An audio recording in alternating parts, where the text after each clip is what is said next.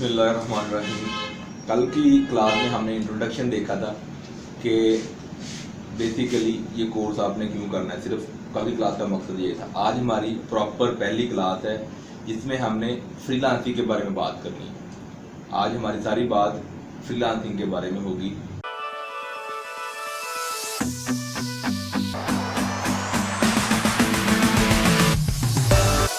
Freelancing का उसमें introduction होगा, उसके बाद टाइप्स ऑफ मार्केट प्लेस होंगे, यानी कि कितने किस्म की मार्केट है ऑनलाइन। ठीक है, जब हमें किस्म का पता चल जाएगा फिर हमारा इंटरेस्ट बनेगा कि कौन सी किस्म हमारे लिए सूटेबल है, क्योंकि हर टाइप जो होगी हर बंदे के लिए सूटेबल नहीं होगी। तो हम देखेंगे कि जो इजी वाली होगी हम वो चूज़ करेंगे, वो वहाँ पे स्टार्ट करेंगे। उसके बाद है वाई फ्रीलांसिंग, हमने फ्रीलांसिंग करनी क्यों है, कि फ्रीलांसिंग ही क्यों करनी है। ठीक है, इसको हम इस तरह भी देख सकते हैं। अगली चीज़ जो उसके बाद हम पढ़ेंगे फ्रीलांसिंग के फ़ायदे और नुकसान। फ्रीलांसिंग से फ़ायदा क्या होगा, नुकसान क्या होगा। हम कोई भी डिसीजन मेकिंग करते हैं तो डिसीजन मेकिंग के लिए हमने यही दो पैरामीटर रखे होते हैं कि कोई फॉर एग्जांपल चीज़ खरीदनी है, हम देखते हैं कि फ़ायदेमंद कितनी है, नुकसान कितने। अगर उसके फ़ायदे ज़्यादा होते हैं तो हम ले लेते हैं, नुकसान ज़्यादा होते हैं तो हम छोड़ देते हैं। तो इसी तरह हमने फ्रीलांसिंग का भी देखना है कि इसके फ़ायदे क्या हैं, नुकसान क्या है। अगर तो हमारी ज़ात के लिए इसके फ़ायदे ज़्यादा हैं तो हमें करना चाहिए, अगर नुकसान ज़्यादा है तो हमें नहीं करना चाहिए। तो इसके फ़ायदे नुकसान देखेंगे। उसके बाद फ्रीलांसिंग पे काम करने के लिए जो हमने काम करना है उसमें कामयाबी के लिए जो कुछ पॉइंट्स हैं, कुछ आदात हैं या कुछ चीज़ें हैं, यानी कि जिसको की टू सक्सेस कहते हैं, कामयाबी के कौन से राज हैं फ्रीलांसिंग में, वो हमने आज की क्लास में पढ़ना है। तो अहम चीज़ how to choose a skill, यानी कि हमने स्किल किस तरह चूज़ करनी है, कौन सी स्किल सीखी जाए, उसके कुछ पैरामीटर्स हैं, वो पैरामीटर्स देख रहे हैं। ठीक है, तो ये 5 टॉपिक हैं आज जो हमने पढ़ने हैं, 3, 4 और 5। ठीक है, तो सबसे पहले है इंट्रोडक्शन टू फ्रीलांसिंग के। फ्रीलांसिंग का हम इंट्रोडक्शन कल में थोड़ा सा मैंने बताया था कि हम अगर ऑनलाइन अपनी कोई स्किल बेचते हैं तो उसको हम फ्रीलांसिंग कहते हैं। अच्छा, फ्रीलांसिंग के और भी बहुत सारी डेफिनेशन की जा सकती हैं। एक इसकी डेफिनेशन ये बनती है कि जहाँ पे हम किसी वर्क इन्वायरमेंट में काम नहीं कर रहे, अपने सुकून से घर में बैठे काम कर रहे हैं, वो फ्रीलांसिंग है। जब हमारा कोई बॉस नहीं है वो फ्रीलांसिंग है। जब हम 9 to 5 जॉब नहीं कर रहे, हम जब दिल की अपनी मर्जी से काम कर रहे हैं, वो फ्रीलांसिंग है। ठीक है, ये फ्रीलांसिंग की कुछ मशहूर डेफिनेशन हैं या चीज़ें हैं जो जिससे हम फ्रीलांसिंग को जान सकते हैं। अच्छा, उसके बाद एक छोटा सा कंपैरिजन है जिसमें आपको थोड़ा इंटरेस्ट बिल्ड होगा कि फ्रीलांसिंग में कितना स्कोप है। आज की यानी कि 2020 की रिसर्च के मुताबिक ना 59 मिलियन फ्रीलांसर हैं जो कि यूएस में इस वक्त काम कर रहे हैं। जिनकी 2020 की बात है, 2020 का ये रिसर्च है। तो 59 मिलियन लोग यूएस में एज अ फ्रीलांस काम कर रहे हैं, फ्रीलांसर काम कर रहे हैं, यानी कि उनका रोजगार फ्रीलांस से जुड़ा हुआ है। ठीक है, पूरी दुनिया में 1.1 बिलियन लोग हैं जो कि फ्रीलांसिंग कर रहे हैं, यानी कि अगर हम एस्टिमेट लगाएं 8 बिलियन का, तो उसमें से 1.1 बिलियन जो कि फ्रीलांसिंग कर रहे हैं पूरी दुनिया में। तो अब यूएस की बात कर ले, दुनिया की बात कर ले, तो जारी बात है हम पाकिस्तान की बात करते हैं। तो पाकिस्तान में अभी 2021 के मुताबिक 1.2 मिलियन लोग हैं जो फ्रीलांसिंग कर रहे हैं। ठीक है, तो इनमें वो लोग हैं जो अर्निंग कर रहे हैं। वैसे तो फ्रीलांसिंग हर बंदे ने अकाउंट बनाया होगा, वो अकाउंट नहीं है। जिसका अकाउंट उसको पैसे दे रहा है, ये वो वाले फ्रीलांसर है। तो 1.1 मिलियन जो कि बहुत थोड़ी अमाउंट है। अगर हम इसको कंपैरिजन करें वर्ल्ड के साथ फिर भी बहुत थोड़ी है, अगर यूएस के साथ कंपैरिजन करें फिर भी बहुत थोड़ी है। अच्छा, यूएस के लिए बहुत ज़्यादा थोड़ी इसलिए है कि यूएस में ज़्यादा लोग पता क्या करते हैं, मार्केट से प्रोजेक्ट उठाते हैं, तो हमारे जैसे इंडिया, पाकिस्तान, श्रीलंका, बांग्लादेश के मुल्कों में प्रोजेक्ट देते हैं। उनकी फ्रीलांसिंग यही है, उन्होंने स्किल काम नहीं करना, उन्होंने मार्केट से प्रोजेक्ट लिए, आगे हमारे लोगों को दे के करवा के सबमिट कर दिए, उनकी असल फ्रीलांसिंग वो है। तो असल में 50% ये लोग ऐसे ही काम करते हैं। तो बात करने का मकसद ये है कि अब ये 59 मिलियन भी हमारे लिए हमारे कस्टमर बन सकते हैं। जो ये फ्रीलांस कर रहे हैं ना, ये भी हमारे कस्टमर बन सकते हैं, क्योंकि इनमें आधे लोगों ने प्रोजेक्ट हमें ही देने हैं। और दूसरी बात ये बताने की इसलिए ज़रूरी था कि 1.2 मिलियन लोग कुछ भी नहीं है, आटे में नमक के बराबर भी नहीं है पाकिस्तान की पॉपुलेशन के मुताबिक, और जितनी हमारी यूथ है उसके मुताबिक।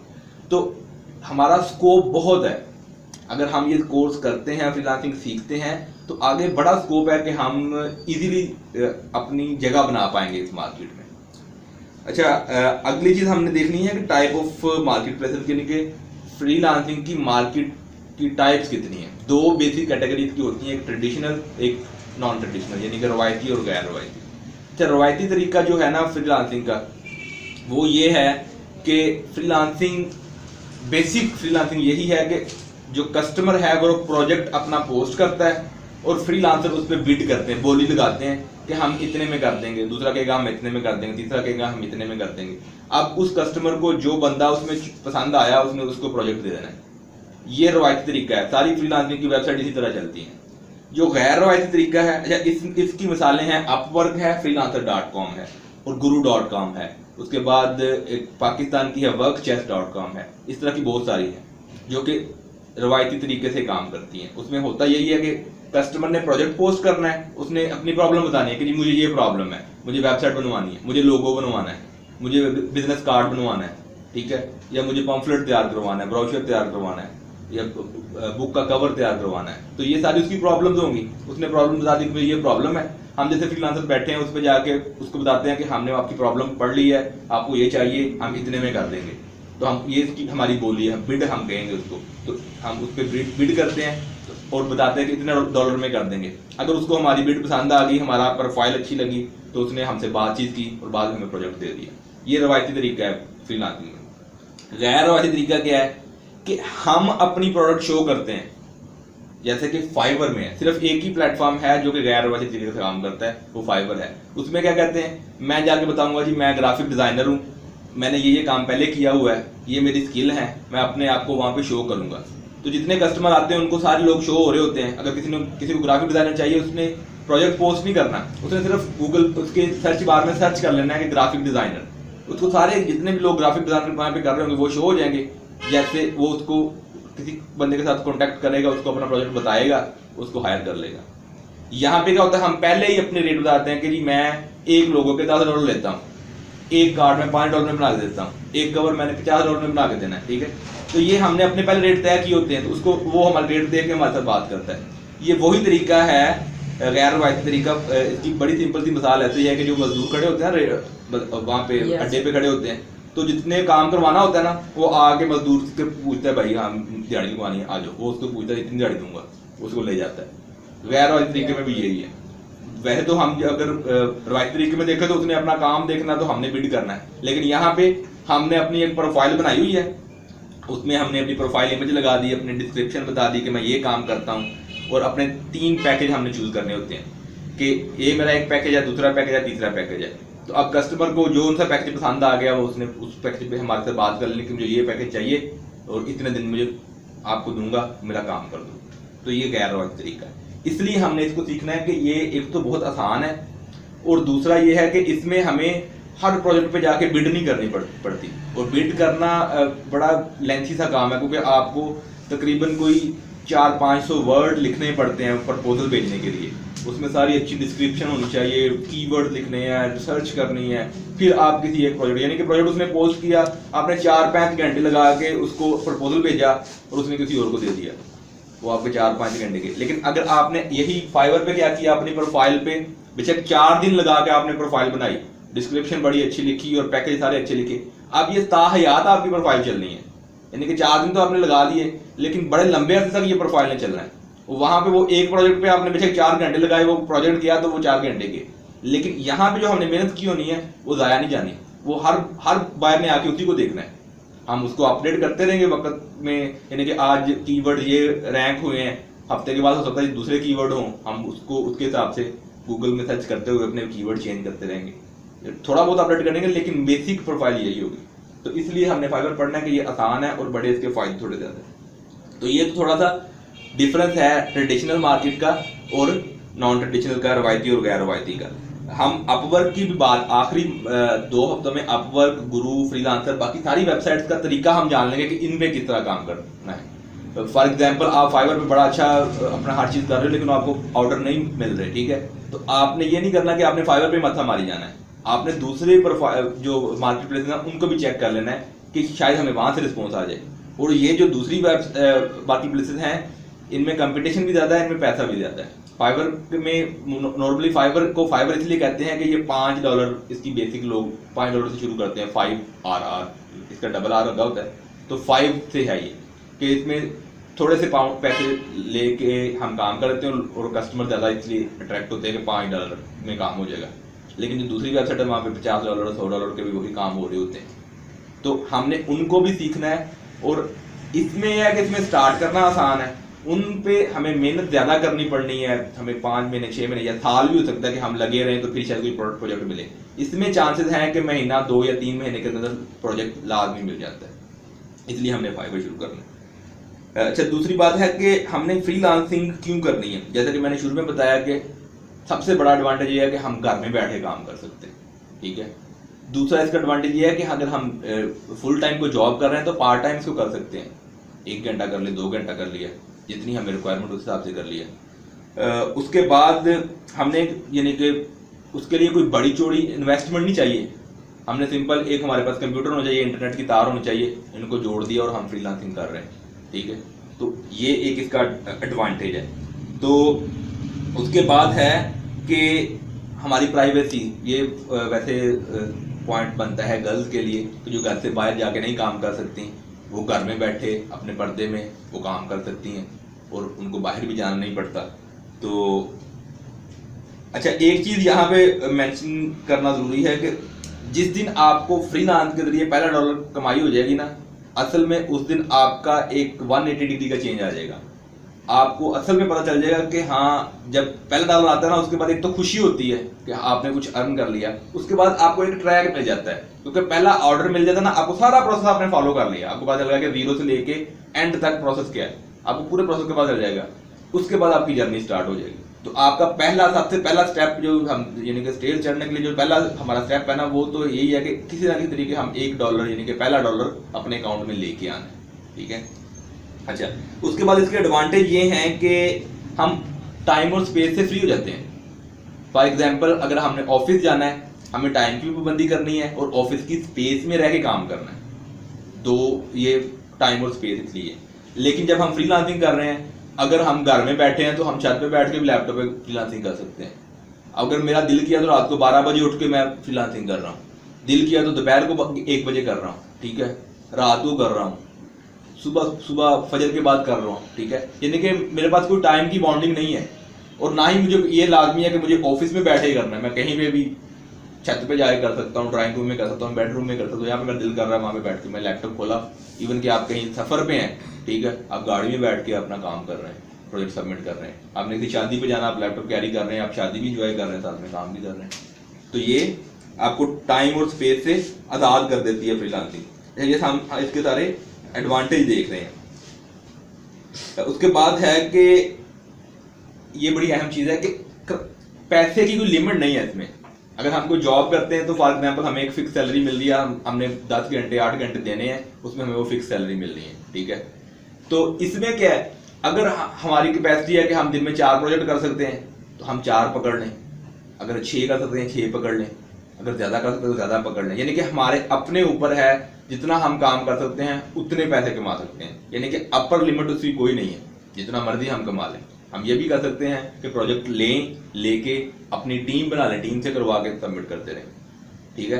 तो मेन चीज़ यही है कि आपको गुर आना चाहिए प्रोजेक्ट लेना कहते हैं। जब हम प्रोजेक्ट लेना का गुर आ जाएगा तो फिर हमारे पास एक डायनामिक सिचुएशन हो जाएगी कि हम मुख्तलिफ एंगल से चीज़ों को अपनी तरफ लेके आ सकते हैं, तो ख़ासतौर पे मनी की लिमिट के हिसाब से। उसके बाद है कि हमें कोई ड्रेस कोड को फॉलो नहीं करना पड़ेगा कि ऑफिस में जाना है तो प्रॉपर जी हम ये अच्छा ड्रेस पहन के, जो प्रॉपर ऑफिस का ड्रेस पहन के जाएं और वेल सूटेड होके जाएं।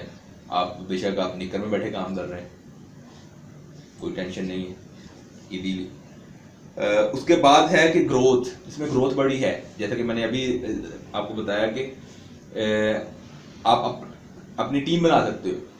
तो इस फ्रीलांसिंग आपने स्टार्ट की, आहिस्ता आहिस्ता आपकी प्रोफाइल, यानी कि फाइवर में होता ही है, लेवल 1 होता है, लेवल 2 होता है, फिर टॉप रेटेड होता है सेलर, ठीक है।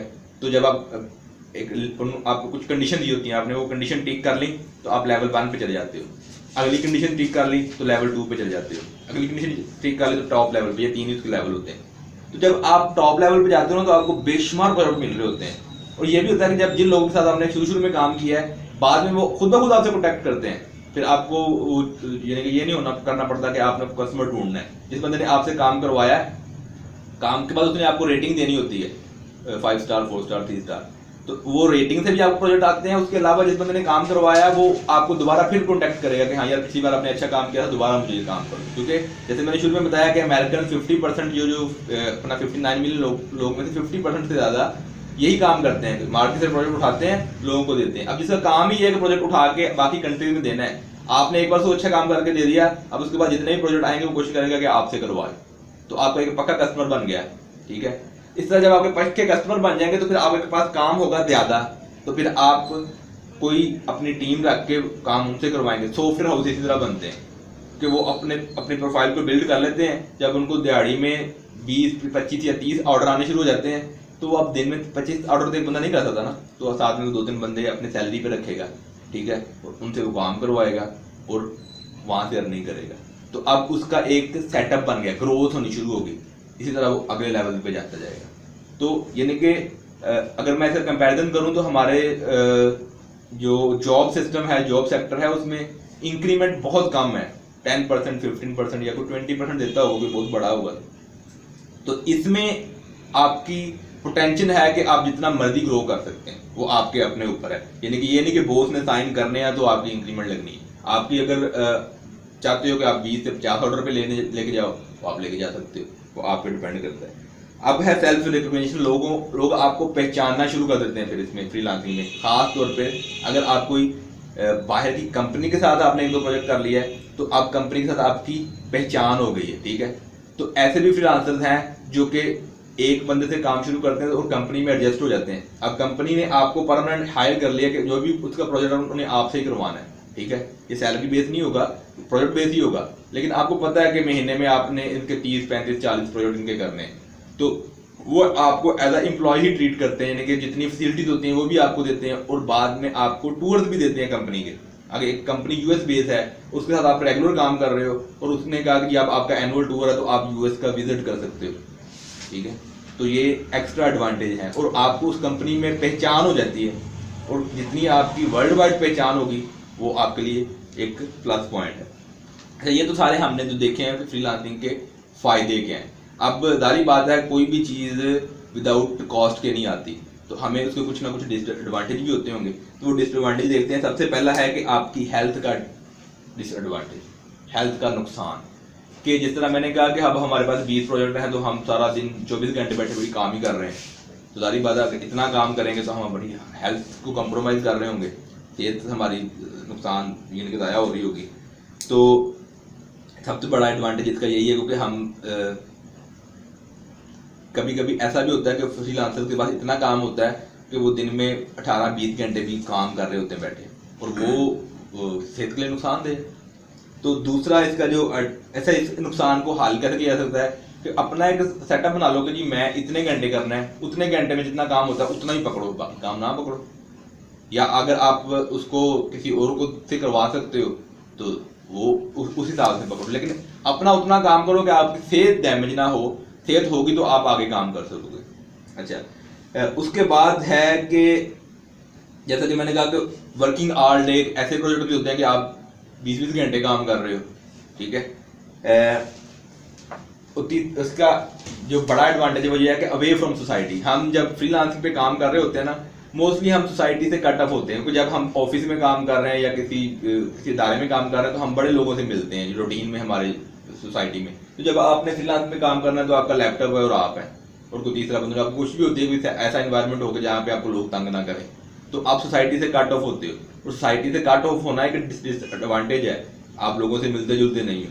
ठीक है, और इसी में आ जाता है कि अवे फ्रॉम फैमिली। ऐसा भी होता है कि आप फिर कोना ढूंढ रहे होते हो कि मैं सुकून से अपना काम करूं, और फैमिली वाले कह रहे होते हैं कि इसको पता नहीं क्या हो गया, तो आप फैमिली से भी दूर होते हैं इसके। तो ये एडवांटेज जो डिसएडवांटेज है, नुकसानात हैं, ये सारे हल हो सकते हैं अगर आपने अपना एक पैटर्न बना लिया कि मैंने इतना काम करना है, टाइम टेबल बना लिया, तो फिर ना तो आपका हेल्थ इश्यूज आएंगे, ना आपको सारा सारा दिन काम करना पड़ेगा, ना आप सोसाइटी से दूर होगे, ना आप फैमिली से दूर होगे। तो जितना आप अपने आप को मेंटेन कर लोगे तो इस डिसएडवांटेज से आप बच सकते हो। अगली चीज है कि कामयाबी के लिए कौन कौन सी चीजें हैं जो आपको फ्रीलांस मार्केट में कामयाब कर सकती हैं। जैसा कि अभी मैंने कहा कि अगर आपने अपने आप को सेटअप कर लिया, यानी कि अपने रूल्स हैं वो अपने आप पर अप्लाई करें। आपने कहा कि मैंने 4 घंटे काम करना, तो 4 घंटे करें, लाजमी करें। 4 घंटे से ये ना हो कि आप 1 घंटा काम कर रहे हैं बाकी कुछ कर ही नहीं लेगी, या आप 24 घंटे काम कर रहे हैं। तो नहीं, आपने रूल बना लिया कि 4 घंटे करना, तो 4 घंटे करें। नई प्रोजेक्ट है तो प्रोजेक्ट ढूंढने में करें, ठीक है। प्रोजेक्ट मिल गया तो प्रोजेक्ट करने में करें। और या अगर दोनों चीजें नहीं है, प्रोजेक्ट मिल भी नहीं रहा और प्रोजेक्ट आप कोशिश कर रहे हो ढूंढने की फिर भी नहीं आ रहा और प्रोजेक्ट है भी नहीं है, तो स्किल को अपडेट करना शुरू कर दें। जो स्किल है उसमें कोई नई चीज ऐड कर लें। तो यानी कि वो 4 घंटे अपने इसी काम पे फोकस करें जो भी आपने डिसाइड किए होंगे। तो जितना अपने ऊपर रूल को अप्लाई करेंगे उतना आपका फायदा होगा। अच्छा, इसमें ना मशहूर कुलिया है, 5 की फैक्टर्स होते हैं जो कि समझे जाते हैं कि ये 5 की फैक्टर से आपको सक्सेस मिल सकती है। उसमें सबसे पहला फैक्टर है आपका एटीट्यूड। जितना आपका काम की तरफ पॉजिटिव एटीट्यूड होगा ना, जितने आप काम की तरफ पैशनेट होंगे कि आपने ये करना ही करना है और हर एंगल से उसको देख रहे होंगे, तो उतने ज़्यादा चांस ना कि आपको सक्सेस मिलेगी, आपको कस्टमर मिलेगा, क्लाइंट मिलेगा या आपको प्रोजेक्ट मिल जाएगा। उसके बाद है इन्वायरमेंट का बड़ा फर्क पड़ता है। जैसे मैंने अभी कहा कि आप कोई कोना ढूंढ रहे होते हो या कोई ऐसी चीज़ जहाँ पे आपको कोई तंग ना करे, तो जब आपने फोकस करना है ना, फ्रीलांसिंग पे काम कर रहे हो तो आपको फोकस चाहिए। तो फोकस के लिए आपको इन्वायरमेंट ऐसा चाहिए कि जहाँ के डिस्ट्रैक्शन कम से कम हो।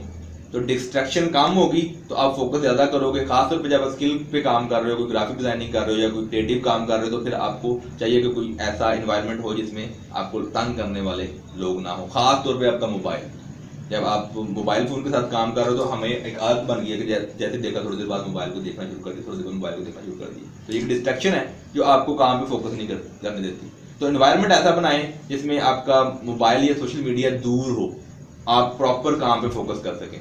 तो अगर हमारा एटीट्यूड पॉजिटिव होगा, एनवायरनमेंट हमारा इजी होगा, तो ये दोनों की फैक्टर अच्छे होंगे तो हम चांसेस हैं कि हमें कामयाबी मिलेगी।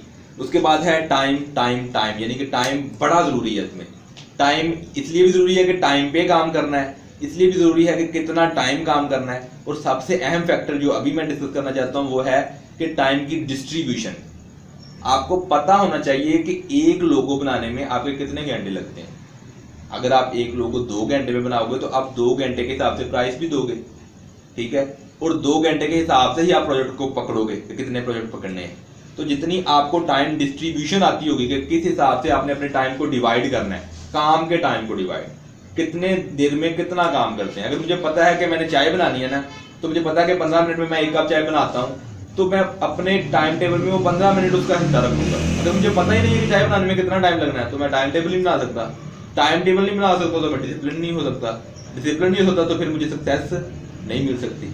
तो इसलिए टाइम पे आना, टाइम पे शुरू करना, टाइम देना और टाइम को डिवाइड करना, ये सारे टाइम के फैक्टर बड़े जरूरी हैं कि इनसे हमें अगर टाइम पे पाबंदी कर लेंगे, यानी कि इसको कहते हैं कि बाय द क्लॉक चलना, यानी कि क्लॉक के हिसाब से चलना, तो बहुत चांसेस है कि आपको सक्सेस मिलेगी। अच्छा, अहम चीज इसमें है कम्युनिकेशन। अभी अच्छा, हमें पता है कि हमारे अभी इस दुनिया में जो बिजनेस लैंग्वेज है वो इंग्लिश है। हमारी प्रॉब्लम है कि हमारी नेचुरल जो कि हमारी बेसिक लैंग्वेज वो पंजाबी है, उसके बाद उर्दू है, तीसरे नंबर पे जाके इंग्लिश आती है। तो ये इतना कोई नेगेटिव पॉइंट नहीं है, लेकिन फिर भी इंग्लिश हमें आनी चाहिए कम्युनिकेट करने के लिए, क्योंकि जब हमने बाहर की मार्केट के साथ काम करना है तो हमें उनकी जुबान तो आनी चाहिए ना। जब हम उनके साथ बात करना चाहेंगे तो उनकी जुबान में बात करेंगे, ठीक है। तो उसके लिए हमें अपनी कम्युनिकेशन स्किल को बिल्ड करना है। जितनी कम्युनिकेशन हमारी बेहतर होगी उतने चांसेस हैं कि हमें प्रोजेक्ट अच्छे मिलेंगे। क्यों? क्योंकि पहले आपके पास कस्टमर आना ही आपकी कम्युनिकेशन से है। जब आप उसको अच्छे तरीके से गाइड कर सकोगे कि हाँ कि मेरे पास ये स्किल है, अपनी स्किल का उसको बता सकोगे, ठीक है। फॉर एग्जाम्पल आपके पास स्किल नहीं है, मैं अभी छोड़ रहा हूँ, आपको कोई स्किल नहीं आती, लेकिन आपको फ्रीलांसिंग आती है, तो फिर भी आप इस प्लेटफॉर्म पे काम कर सकते हो, किसी भी प्लेटफॉर्म पे काम कर सकते हो। लेकिन अगर आपके पास स्किल है और कम्युनिकेशन नहीं है, आप काम नहीं कर सकते। तो कहने का मकसद है कि कम्युनिकेशन स्किल से ज्यादा बेहतर जरूरी है। क्यों? कम्युनिकेशन होगी, आपने प्रोजेक्ट बिड किया, जाके बातचीत की, प्रोजेक्ट आपको मिल गया, आप किसी और से करवा लोगे, बहुत सारे प्लेटफॉर्म हैं जहाँ पे आप सिर्फ प्रोजेक्ट लेके, जैसे मैंने अमेरिकन की मिसाल दी कि वो 50% से ज़्यादा प्रोजेक्ट दूसरे मुल्कों से करवाते हैं। हमारे भी पाकिस्तान में भी ऐसे ग्रुप्स बने हुए हैं, फेसबुक के ग्रुप हैं, व्हाट्सएप के ग्रुप हैं, या इस तरह मुख्तलिफ ग्रुप्स हैं जो क्या करते हैं, प्रोजेक्ट लेते हैं मार्केट प्लेस से और वहाँ से लोगों से करवाते हैं और सबमिट करके अपना हिस्सा रख लेते हैं। तो अगर आपकी कम्युनिकेशन अच्छी है तो आप बगैर स्किल के भी काम कर सकते हो। तो फिर कम्युनिकेशन बहुत जरूरी। तो ये 5 के 5 फैक्टर, एटीट्यूड होना चाहिए आपका, एनवायरनमेंट, टाइम, डिस्ट्रक्शन ना हो उसमें, और कम्युनिकेशन आपकी अच्छी हो। अगर ये 5 के 5 की फैक्टर पे आप अमल कर लेते हो तो आपके चांसेस हैं, हाई चांसेस हैं कि आप कामयाब हो जाओगे अपना प्रोजेक्ट लेने में या कस्टमर बनाने में। अब आज की क्लास का हमारा आखिरी और इम्पोर्टेंट टॉपिक है कि how to choose a skill. हमने स्किल को चूज किस तरह करना है, वो कौन सी चीज़ें हैं जो जिन पे हम अमल दरामद करेंगे तो स्किल चूज करने में हमारे लिए आसानी हो जाएगी। पहली है कि लिसन टू योर सेल्फ। जब अपने आप से बात करोगे ना, अपने अंदर के बंदे से आप थोड़ा राब्ता करने की कोशिश करोगे तो आपको बड़ी हद तक कि आपको अच्छा सा आंसर मिल जाएगा कि आपने क्या करना है। वो कहते हैं ना कि जब आपका पैशन आपका प्रोफेशन बन जाता है ना तो आप थकते नहीं हो काम करते हुए। ठीक है, अगर मुझे बागबानी का शौक है, मुझे यानी कि गार्डनिंग का शौक है, मैं कहता हूँ कि मैं पौधे उगाऊं और उसमें से फ्रूट उस पर लगे और मैं फ्रूट को बेच के अपने अर्निंग करूँ, यानी कि ये मेरा शौक है पौधे उगाना, तो पौधे उगाने में मुझे थकावट नहीं होगी। जैसे कि क्रिकेट है, फॉर एग्जाम्पल ले लेते हैं, अगर हमारी क्रिकेट हमारा शौक है और क्रिकेट ही हमारा प्रोफेशन बन जाता है तो हम तो इंजॉय ही करेंगे ना और पैसा भी कमाएंगे। तो यही चीज़ है कि जब हम अपने अंदर से बात करेंगे ना तो हमें अंदर से एक सिग्नल मिलेगा कि हाँ ये चीज़ में मेरा इंटरेस्ट है। तो इंटरेस्ट के बिना पे आप अपनी स्किल चूज कर लो, उस स्किल को प्रोफेशन बना लो, तो आप हंसते खेलते काम भी कर रहे होगे और आपको थकावट नहीं होगी, आपको लगेगा नहीं आप काम कर रहे हैं। ठीक है, तो अपने पैशन को अपना प्रोफेशन बनाना ये एक अहम चीज़ है। अच्छा, उसके बाद जो दूसरा फैक्टर है स्किल को चूज करने के लिए, रिसोर्सेज। तो कौन से रिसोर्सेज हैं? फॉर एग्जाम्पल मैं चाहता हूँ कि मैं वीडियो एडिटिंग सीख लूँ और मैं वीडियो ऐसी एडिट करूँ कि जो जैसे कि हॉलीवुड की मूवीज वाली वीडियो एडिट होती हैं, लेकिन मुझे उसके लिए मेरा तो सिस्टम ही नहीं ऐसा है कि वो मैं उतनी एडिटिंग कर सकूं। अगर मुझे पता कि मेरा सिस्टम इस काबिल है कि मैं सिर्फ ग्राफिक डिजाइनिंग कर सकता हूं तो मैं वो चूज करूंगा, क्योंकि मेरे पास रिसोर्स ग्राफिक डिजाइनिंग के हैं। या वीडियो एडिटिंग का है तो वीडियो एडिटिंग के हमारे पास रिसोर्स हैं, या मैंने अगर वेब डेवलपमेंट सीखनी है तो वेब डेवलपमेंट के मेरे पास रिसोर्स हैं, वो मेरे पास, क्योंकि कुछ ऐसी चीज़ें हैं जिनके लिए हमें डीप नॉलेज चाहिए होता है, वो 2-3 महीने या 6 महीने के में हम नहीं कर सकते। तो अपने रिसोर्स को भी चेक करना है कि इन रिसोर्सेज के साथ साथ मैं ये स्किल सीख सकता हूँ या नहीं। उस स्किल के लिए जो रिसोर्स चाहिए वो आपको होने चाहिए। यानी कि अगर आपने सफ़र करना है तो वो सफ़र बाइक पे होगा, कार पे होगा, या बस पे होगा, या ट्रेन पे होगा, ये आपने चूज करना है कि इस सफ़र के लिए कौन सी सवारी आपको चाहिए, वो रिसोर्सेज हैं आपके। अच्छा, उसके बाद है एडवाइस। आप लोगों से मशवरा कर सकते हो। किससे मशवरा कर सकते हो? जो आपको जानता है और इस मार्केट को भी जानता है। अगर दोनों को जानता होगा तो आपको अच्छा मशवरा दे सकेगा।